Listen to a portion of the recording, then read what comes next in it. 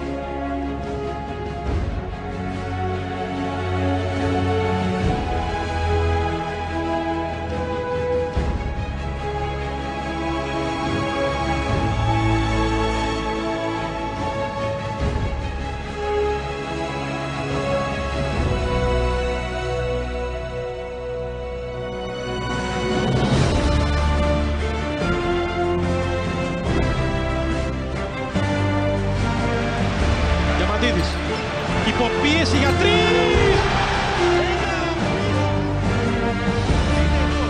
Το διπλό σκριν. Υποπίεση. Ταυλό και μέσα με τα αριστερό χέρι από δεξιά. Είναι απίστευτο.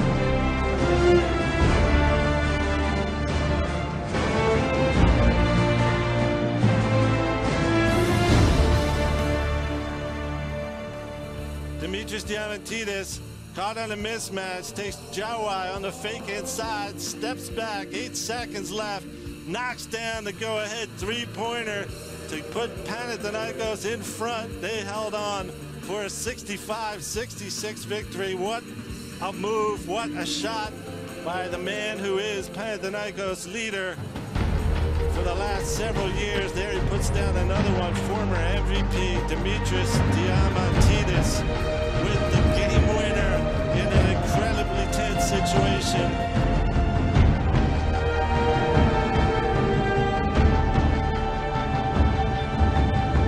Στημένος αμαρκάριστος για δεύτερη φορά. Ναι, για δεύτερη φορά.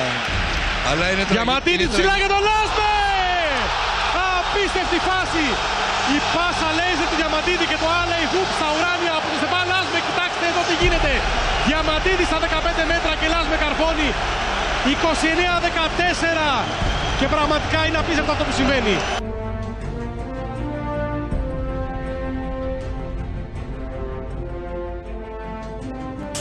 δευτερόλεπτα το τελικό. Ριγκοντό βάζει τη δεύτερη. 64-66. Ζήσης. 7-6. Ποιος. Βάλ το αγόρι μου. Το βάλε. Βάλ το αγόρι μου. 3 δευτερόλεπτα. Το βάλε. 3-2 κανένα. Γιοβάισα. Ναι, όπως τότε. Τέλος. Νέος Διαμαντίδης. Δεν γίνονται.